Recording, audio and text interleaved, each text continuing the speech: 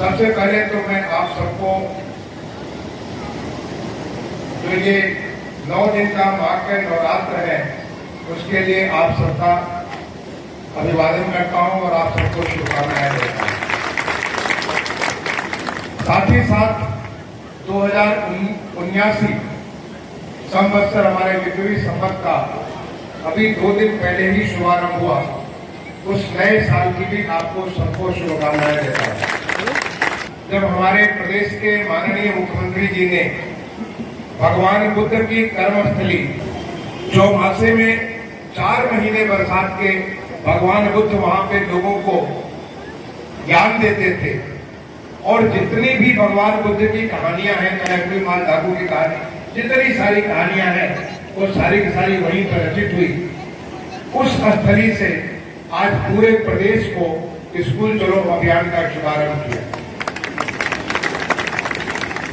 मेरा सौभाग्य है कि इस जो एक बहुत बड़ा एक आह्वान माननीय मुख्यमंत्री जी ने श्रावस्ती की पवित्र भूमि से किया है, उस अभियान को आपके जनपद में हरदोई में और हरदोई के भरावन ब्लॉक से यहां से आपको शुभारंभ करने का मुझे मौका मिला। इसके लिए मैं जिलाधिकारी को और आप तमाम सारे लोगों को बहुत बहुत धन्यवाद देता हूं। बेसिक शिक्षा अधिकारी ने जो पिछले 4-5 सालों में बेसिक शिक्षा में कार्य हुए उसके बारे में बहुत सारी बातें रखी। उसके लिए जिलाधिकारी भी और जनपद के जो तमाम सारे अधिकारी हैं, जिस प्रकार से आपकी प्रगति हुई है गवर्नमेंट के बारे में, फिर अन्य जो तमाम सारी कायाकल्प के बारे में, वो सब चीजों में उस सबके लिए मैं आपको धन्यवाद भी देता हूं और आपसे यही अपेक्षा करता हूं कि जो अच्छा कार्य आपने किया उस कार्य को और आगे करते रहे। एसएल के योगेश जी ने एक रिपोर्ट कार्ड आपके सामने रखी। शिवनागर जी की जो फाउंडेशन है, उस फाउंडेशन के द्वारा जब आपकी शुभारंभ हुआ था तब मैं जुड़ा था, मुख्यमंत्री के प्रमुख सचिव 2009-10 का उस वक्त में जुड़ा था।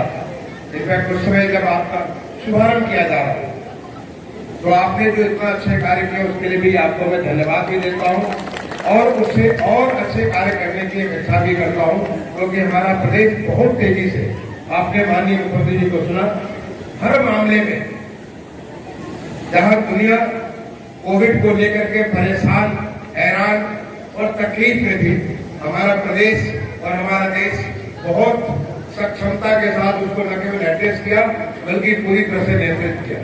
हमें गौरव प्राप्त अभी 2 दिन पहले मैंने एक सोशल मीडिया पे डाला, हमारे प्रदेश ने 30 करोड़ से ज्यादा लोगों को टीके लगा दिए। आज इस प्रदेश में कोरोना का लगभग अस्तित्व 0 के बराबर है, बट ऐसा नहीं कि हमें सावधानी बरतनी है, अभी भी हमें सावधानी रखनी है इसके साथ, जिससे कि आगे इसकी वृद्धि न होने पाए। लेकिन आज हम शिक्षा के बारे में बात करने के आपके पास आए हैं और शिक्षा वो भी जो मूलभूत शिक्षा है, जो बेसिक शिक्षा है, जहां से नींव पड़ती है और उस नींव के ही आगे चल करके इमारत खड़ी होती है। मैं आपको अपने अनुभव से खुद बताना चाहता हूं। मैं आपके जैसे ये गांव है, ये तो एक गांव है, बराबर गांव है, ऐसे ही मऊ जनपद के एक छोटा सा गांव है जिसकी आबादी मुश्किल से 200 से कम ही होगी, पहाड़ीपुर गांव का नाम है। मैं उस गांव का रहने वाला हूं और मैंने भी पढ़ाई अपने गांव के प्राइमरी स्कूल से शुरू की। आपके पास इतना सुंदर विद्यालय का बिल्डिंग है, इतना सुंदर बिल्डिंग, हमारे राष्ट्रीय प्रतीक क्या क्या चीजें पेंट की हुई है, क्योंकि हमारे माननीय मुख्यमंत्री जी ने एक ऑपरेशन कायाकल्प शुभारंभ किया, जिसका नतीजा ये हुआ कि पूरे प्रदेश में स्कूलों की तस्वीर बदल गई। आज स्कूलों की बाउंड्री है, वहां पीने का पानी है, वहां पे तमाम किस्म की, कहीं पे स्मार्ट क्लासेस है, बहुत सारी चीजें, बच्चों को बैठने की जगह है। लेकिन जब हम पढ़ते थे वहां पे लेट 60s में या 60s के उत्तरार्ध में, दूसरे भाग में, उस समय हमारे स्कूल में केवल एक कमरा हुआ करता था और हम सब पेड़ के नीचे बैठकर पढ़ते थे।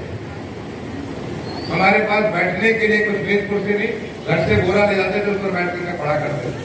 लेकिन हमारे विद्यालय के शिक्षक सक्षम थे, उन्होंने संस्कार दिया, उन्होंने भावना दी कि कैसे आप जिंदगी में उत्कृष्ट कर सकते हो। उन्होंने वो नींव रखी, उन्होंने वो नींव रखी जिसके ऊपर बड़ी इमारत खड़ी कर सकते हैं। और आज मैं अपने उन तमाम सारे शिक्षकों को मैं हमेशा प्रणाम करता था, और आज मैं दोबारा उनमें सारे के सारे दिवंगत हैं, उन सबको आप सबके समक्ष प्रणाम करता हूं। और आज जो माननीय मुख्यमंत्री जी ने आह्वान किया, तमाम सारे जो हमारे पब्लिक रिप्रेजेंटेटिव हैं उनसे अनुरोध किया कि वो किसी न किसी विद्यालय को गोद ले। मैं अपने विद्यालय को, हमारा जो प्राइमरी स्कूल पहाड़ीपुर है, मैं अपने विद्यालय को गोद लेने की घोषणा भी करता हूं। और साथ ही साथ मैं अपने प्रदेश के सारे गजेटेड ऑफिसर्स, क्लास 2, क्लास 1 के जितने गजेटेड ऑफिसर्स हैं, यहाँ पे जिलाधिकारी हैं, कप्तान साहब हैं, यहाँ पे सीओ साहब हैं, सीडीओ साहब हैं, बेसिक्स का अधिकारी है, तमाम सारे जो अधिकारी हैं, और मैं पूरे प्रदेश के सारे अधिकारियों से सबसे मैं आह्वान करूंगा, सबसे मैं एक आदेश भी जारी करूंगा कि सारे के सारे वो कहीं न कहीं से पढ़ के निकले, चाहे शहर के प्राइमरी स्कूल से या देहात के प्राइमरी स्कूल से, अपने विद्यालय को वो गोद जरूर दे लें और उस विद्यालय के कायाकल्प में मदद करें। क्योंकि अगर हर कोई, मैं नहीं उस स्कूल का, क्योंकि वहां से पढ़ा और वहां से पढ़ करके मैं IIT जो मैंने भारत की सबसे उच्च संस्थान है, वहां से पढ़ने का मौका मिला, और उसके बाद तुरंत मुझे भारतीय प्रशासनिक सेवा में करने का अवसर प्राप्त हुआ। भारत सरकार का सर्वोच्च स्तर जो सचिव होता है भारत सरकार का, उस स्तर पे करीब 4.5 साल से ज्यादा पूरे देश भर में मैंने अर्बन एरिया के बारे में प्रोग्राम किया, और आज प्रदेश में मुख्य सचिव के तौर पर मैं अपनी सेवा अपने प्रदेश की जनता के लिए, अपने प्रदेश के लोगों के लिए दे रहा हूँ।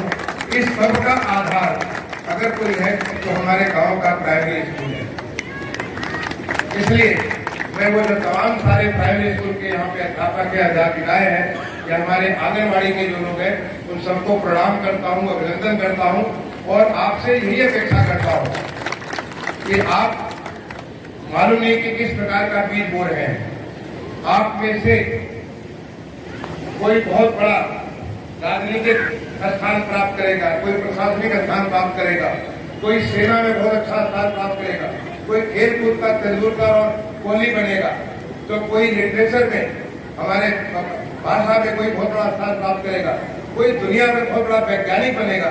ऐसे क्या आप बीज बो रहे हैं आपको मालूम नहीं, लेकिन बच्चों में अगर अच्छे संस्कार आप डाल दिए तो संस्कार के बाद वो बच्चा एक वट वृक्ष बनेगा, बहुत बड़ा वृक्ष बनेगा, और वो अपने नीचे तमाम सारे लोगों को छाया देगा। जिसका आप दिल रखें, आप समझ लें। मुझे ख्याल है कि जब मेरी भारतीय प्रशासनिक सेवा में मेरा सिलेक्शन हुआ और IIT से मैं अपने गाँव गया, क्योंकि मैं गाँव का रहने वाला हूँ, अपने गाँव गया, अपने माँ बाप का अकाउंट हुआ, और उसके बाद मैं अपने प्रधानाध्यापक का अकाउंट सुनने के लिए उनके गाँव चला गया। पता चला कि वो तो रिटायर्ड होकर के अपने खेत में कहीं घास सींच रहे थे भैंस के लिए, उनके खेत में मैं गया, और जब उनका पहुंच हुआ, आपको मैं बता सकता हूँ, मेरी तस्वीर मेरे पटल पे साफ साफ नजर आ रही है। हमारे अध्यापक श्री मिश्री लाल जी, आज वो नहीं है पर उनको मैं बार बार प्रणाम करता हूँ। मिश्री लाल जी की स्थिति थी जैसे कि उनको पता नहीं कितना बड़ा आनंद उन्होंने प्राप्त कर लिया, और उनके मुंह से आवाज नहीं निकल रही थी। वो बैठे बैठे आवाज मुझे देखते रह गए, और फिर खड़ा हुए तो मुझे ऐसे कैसे पकड़ लिए जैसे कि उनको अपना बच्चा पता नहीं कहा क्या प्राप्त कर लिया। तो आप जो अध्यापक अध्यापिकाएं यहाँ पे है, आप ये समझिए कि आपका अपना 1 या 2 बच्चा होगा, लेकिन आप इतने सारे बच्चों को, इतने सारे लोगों की जिंदगी सुधार रहे हैं। और वही नहीं, हमारे देश की जिस तेजी से आज कायाकल्प हो रहा है, स्कूल का कायाकल्प, पूरे देश का कायाकल्प हो रहा है, तमाम तरीके से विकास हो रहा है। देश जिस तेजी से आर्थिक विकास में बढ़ रहा है, उस विकास के दर में बढ़ाने के लिए आप एक नई नींव तैयार कर रहे हैं, एक बहुत ठोस आधार तैयार कर रहे हैं कि आने वाले समय में आपके यही बच्चे इस देश के नौनिहाल, इस देश के बहुत आगे बढ़ाने में मददगार होंगे। तो मैं आप सबको इस बात के लिए आह्वान करूंगा कि जो आप काम कर रहे हैं उसी भावना के साथ काम करिए कि आप देश के प्रति, देश के लिए ये कार्य कर रहे हैं। इसी प्रकार से जो तमाम सारे अधिकारियों को मैंने क्लास 2 के सारे अधिकारियों, और ऐसा नहीं है जो हमारे जो तृतीय और चतुर्थ श्रेणी के लोगों को मैं मना कर रहा हूँ, क्योंकि वो कम अल्प वेतन होगी है, लेकिन उनसे भी मैं अपेक्षा करता हूँ अगर संभव हो तो आप ही एक स्कूल, अपने स्कूल को जरूर अडॉप्ट करिए, चाहे अपने गाँव के, अपने शहर के, अपने नाना नानी के, अपने चाचा चाची, किसी भी गाँव एक स्कूल को अडॉप्ट करिए, आप अपने बोल दीजिए और स्कूल को इतना अच्छा बनाइए और सोचिए कि वहां से एक नया औजार तैयार हो रहा है देश के परिवर्तन के लिए। ये काम करने के लिए आज हमारे माननीय मुख्यमंत्री जी ने स्कूल चलो अभियान का शुभारंभ किया। स्कूल चलो अभियान मतलब कि आप घर में बैठे हैं, अब घर से स्कूल चलिए। जब घर से आप स्कूल जाएंगे तो आप देखेंगे आप में एक परिवर्तन, आप इन बच्चों को देखकर कितना खुशी हो रही थी जिन्हें आज बैग मिल रहे थे, किताब कॉपी मिल रही थी, कपड़े मिल रहे थे, जूते वगैरह मिल रहे थे, इतनी सारी चीजें जो मिल रही थी। हमें कुछ नहीं मिलता लेकिन फिर भी हम स्कूल गए। आज आपको इतना सब कुछ मिलता है, मिड डे मील मिलता है, तो आप जरूर स्कूल जाइए और जब आप स्कूल जाएंगे तो आपका पुष्टाहार भी होगा और साथ ही साथ आप अपने एक नए जीवन में पता नहीं कहां तक आप आगे बढ़ सकते हैं। उस अनंत को खोज में, अपने उस अनंत के खोज में आप आगे बढ़ेंगे। तो इसके लिए मैं सारे अभिभावकों से आह्वान करता हूं, उनसे निवेदन करता हूं कि आपको लगता होगा कि आज बच्चे को किसी चीज के लिए ठीक है बकरी चलाने के लिए भेज दिया, किसी छोटे मोटे काम में लगा दिया, अपने घर के बच्चे को पालने लगा दिया। आज आप उसे छोटा काम दे सकते हैं लेकिन कल आपके लिए वो वटवृक्ष बनेगा, आपके परिवार का रोशन करेगा, आपके परिवार को जो है बहुत बड़ा अधिकार देगा, बहुत बड़ा आधार देगा। और उसके लिए जो जरूरत है, पहली जरूरत है कि आप बच्चे को स्कूल ले जाए। इसलिए स्कूल चलो अभियान में जो घर घर दस्तक का अभियान है उसमें मैं कहूंगा कि न केवल हमारे सरकारी अधिकारी कर्मचारी लगे बल्कि आप सबसे आवाज करूंगा, जनता के उन तमाम सारे प्रबुद्ध लोगों से अनुरोध करूंगा, आप सब हमारा लक्ष्य अभी बेसिक सरकारी कह रहे थे कि अभी 30,000 का टारगेट रखा है, लेकिन जो टारगेट उत्तर प्रदेश सरकार से मिलेगा हम उसको पूरा करेंगे। मैं बेसिक सरकारी साहब से अनुरोध करूंगा, हमारा कोई टारगेट नहीं है, हमारा केवल एक लक्ष्य है, कोई भी बच्चा स्कूल जाने से वंचित न रहने। और इस लक्ष्य को आपको पूरा करना है। लक्ष्य पूरा करने के लिए 50,000 होता तो 50,000 करिए, 60,000 होता तो 60,000 करिए।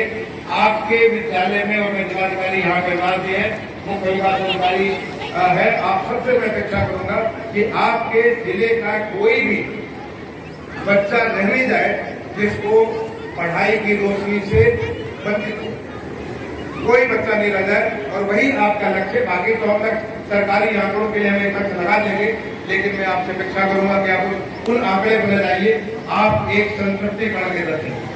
इसीलिए अभी जब 2-3 दिन पहले मैं जब रिव्यू कर रहा था, आपके बघेल साहब यहाँ पे बेसिक शिक्षा परिषद के सचिव है, जब मैं रिव्यू कर रहा था इन्होंने अपना टारगेट रखा कि हम लोग इस साल 1,84,00,000 लेके जाए। मैंने कहा 1,84,00,000 में 2 करोड़ तो कम से कम, 2 करोड़ तो कम से कम, उसके ऊपर आप जितना जाए वो आपकी तारीफ होगी। 2 करोड़ से कम मुझे बिल्कुल स्वीकार नहीं, क्योंकि ये साल 2022 का साल बार बार नहीं आएगा। ये 2022 का साल बहुत महत्वपूर्ण साल है हम सबके लिए। हमारे आजादी का 75 साल पूरे होंगे इसी साल में। 15 अगस्त को हमारे 75 साल पूरे होंगे, जिसकी शुरुआत माननीय प्रधानमंत्री जी ने आजादी का अमृत महोत्सव के तौर पर पूरा किया।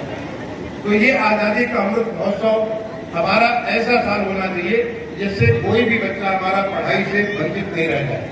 इसलिए हर एक को हमारा लक्ष्य है 100% वो 2 करोड़ के ऊपर का आंकड़ा पार करेंगे और उसके लिए हर बच्चे को स्कूल ले जाएंगे। तो हमारा स्कूल चलो अभियान में संतृप्तिकरण का लक्ष्य होगा, तो नंबर का लक्ष्य नहीं होगा। दूसरा, केवल स्कूल जाने से क्या होगा? बच्चा स्कूल जाएगा और फिर स्कूल जाना बंद करेगा। स्कूल चलो और स्कूल में रहो और रोज स्कूल चलो, रोज स्कूल जाओ। तो हमारा तो नारा होगा स्कूल चलो, हर रोज स्कूल चलो और स्कूल में रहो, तब जाकर के आपकी नहीं बनेगी। ऐसा नहीं कि आपने एनरोलमेंट कर लिया, हमने 2 करोड़ के आंकड़े पूरे कर लिए तो हमारा स्कूल पूरा हो गया। नहीं, हमें स्कूल जाना भी है, हर रोज जाना है और स्कूल में रह करके पढ़ना है, अपने जीवन को अच्छा बनाना है, अपने देश को अच्छा बनाना है, अपने परिवार को अच्छा बनाना है, अपने गांव को अच्छा बनाना है। जब बच्चा आगे बढ़ेगा तो गांव भी बढ़ेगा, आपका जिला भी बढ़ेगा, आपका प्रदेश भी बढ़ेगा और आपका देश भी बढ़ेगा। इसलिए आपको आज इतनी सारी ताकत आपको मिली है। जिन बच्चों को भी ये जो हम दे रहे थे, बैग दे रहे थे, तमाम सारी चीज दे रही थी, आपको मालूम है डीबीटी, डायरेक्ट बेनिफिट ट्रांसफर, सारे के सारे बच्चों को पैसा उनके खाते में, माँ बाप के खाते में सारा का सारा पैसा पहुंच जाए, जिससे कि वो उसको बच्चे के लिए किताब, कॉपी, ये जो तमाम सारी जो चीजें हैं, कपड़े वगैरह, वो सारा चीजें ले सके। अब मैं माओं से अनुरोध करूंगा, साथ ही टीचर से अनुरोध करूंगा, जितने हमारे अध्यापक हैं, अध्यापिका, उनसे अनुरोध करूंगा कि कृपया ये सुनिश्चित करिए कि जब पैसा डीबीटी के माध्यम से आपके खाते में पहुंचता है तो वो बैग बन जाए। वो जो तमाम सारी बच्चे भी ऐसा आपको खर्च के लिए नहीं मिला, और इसीलिए मैं इसको सारा आधार के साथ जोड़ने का भी लक्ष्य कर रहा हूँ। अगले 1 महीने के भीतर जब 30 अप्रैल तक अभियान बनाएंगे, सारे के सारे खातों में आधार के साथ हो जाएंगे, जिससे कि सही तरीके से बच्चों को ये खाते में पैसा पहुंचे और बच्चे खरीद सकें। मैं अपने अनुभव से आपको बताना चाहता हूँ। मैं 1999-2000 में सिडनी गया था, ऑस्ट्रेलिया को। ऑस्ट्रेलिया एक बहुत बड़ा देश है, और ऑस्ट्रेलिया में सिडनी एक वहाँ का बहुत बड़ा शहर है, वहाँ का सबसे बड़ा शहर है। मैं सिडनी में मास्टर्स करने गया था, मैं MBA करने गया था। वहाँ पे हमारे 2 बच्चे, मेरी बेटी क्लास 1 में पढ़ती थी और मेरा बेटा KG में पढ़ रहा था, छोटे बच्चे थे। एक दिन मेरी पत्नी के पास 2 चेक प्राप्त हुए, $100 के, और स्कूल में बच्चों का नाम लिखा था, पत्नी के नाम से। हमने जाकर स्कूल में पता किया, हमने तो कोई अप्लाई नहीं किया था, ये $100 क्यों पहुंच गया हमारी पत्नी के पास। तो बताया कि जिन बच्चों का नाम स्कूल में होता है, जब सेशन बदलता है ऑटोमेटिकली उसकी मां को $100 हो जाता है। तब मुझे लगा था कि देखिए कि कैसे वहां पे ऑस्ट्रेलिया में व्यवस्था थी कि न कोई एप्लीकेशन, न कोई किसी के पास सिफारिश, सीधे मां के पास $100, ताकि वो बच्चे के लिए, अपने बच्चे के लिए कपड़े, जूते, मोजे, जो भी आपको सामान है, वो सारा सामान वो खरीद सकती है $100। वो व्यवस्था हम देखे थे 1999 में, 1999-2000 में मैं वहां पे था। आज हमारे देश में डीबीटी के माध्यम से सारा का सारा, मैं हमारे माननीय प्रधानमंत्री जी ने जनधन योजना जो शुरू की, उस जनधन योजना के माध्यम से न केवल बच्चों का, बल्कि चाहे स्कॉलरशिप हो, चाहे कोई लाभकारी योजना हो, चाहे कल्याणकारी योजना हो, हर एक चीज सारा डीबीटी के माध्यम से पहुंच रहा है। तो जब पैसा आप तक पहुंच गया है तो उस पैसे का जरूर उपयोग होना चाहिए, उस पैसे में आप उपयोग करके उस बच्चे का भाग्य बनाना। आपको सोचते होंगे कि बच्चे को कपड़ा पहनाएंगे तो क्या फर्क पड़ेगा। अरे कपड़ा बनाने से बच्चे को एक प्राइड महसूस होता है, उसे एक आइडेंटिटी मिलती है। जहाँ पे पुलिस के हमारे कप्तान साहब है, द्विवेदी जी हैं, उनमें और हमें क्या फर्क है? केवल एक फर्क है, वो ड्रेस में और वो अच्छी ड्रेस में नहीं। उन्हें देखते ही लोगों के मन में भय हो जाता है, ये पुलिस ऑफिसर है और ये इनके साथ हमें सावधानी रखना पड़ेगा। मैं एक सिविलियन ड्रेस में, मुझसे वो भय आपको नहीं होता। ऐसे ही बच्चा जो है, जब वो पहनता है, वो अपना ड्रेस पहनता है, अपना यूनिफॉर्म पहनता है, तो बच्चे को एक प्राइड होता है, बच्चे को एक आइडेंटिटी मिलती है, बच्चे को एक बिलोंगिंगनेस मिलता है, उसको एक पर्टिकुलर एक स्कूल का इन्वायरमेंट मिलता है। इसलिए मैं सारे अभिभावकों से निवेदन करना चाहूंगा कि आप बच्चे को जरूर ड्रेस में ही स्कूल भेजिए। ये डिसीजन नहीं जैकेट रखने की, जरूर ड्रेस में आप स्कूल भेजिए, ताकि आपके बच्चे को महसूस होगा कि हमारी जिम्मेदारी है, इस ड्रेस की कीमत है कि हमें अच्छा पढ़ना है, हमें अच्छा करना है, हमें अच्छा सीखना है। और ये जब वो करेगा तो निश्चित तौर पे बच्चे का काफी आगे भविष्य बनेगा, क्योंकि जो आप सोच नहीं सकते, देख नहीं सकते। मैंने आपको इसीलिए गाँव का अपना उदाहरण दिया। जब मैं प्राइमरी स्कूल में पढ़ता था, तो गाँव के प्राइमरी स्कूल में जमीन पे बोरे पे बैठ के पढ़ता था। मैं सोच नहीं सकता था कि उत्तर प्रदेश का मैं सचिव बनूंगा, मैं सोच नहीं सकता था कि भारत सरकार का सचिव बनूंगा। लेकिन मैंने वो वहाँ जो पढ़ाई की, जो वहाँ मेहनत की, जो संस्कार हमें हमारे छात्रों से मिले, आज मुझे वो वहाँ तक ले गया और न जाने कहाँ तक मैं अपने देश की सेवा करता रहूंगा। हर एक चीज का लाभ और मेरा प्राइमरी स्कूल। इसलिए मैं आप तमाम सारे लोगों को इस बात के लिए आह्वान करता हूँ, आप लोग प्रबुद्ध हैं, आप लोग जागरूक हैं, आप देख रहे हैं कि कैसे हमारा देश आगे बढ़ रहा है, आप देख रहे हैं कैसे हमारा प्रदेश आगे बढ़ रहा है, आप देख रहे हैं कि कैसे आपका जिला आगे बढ़ रहा है।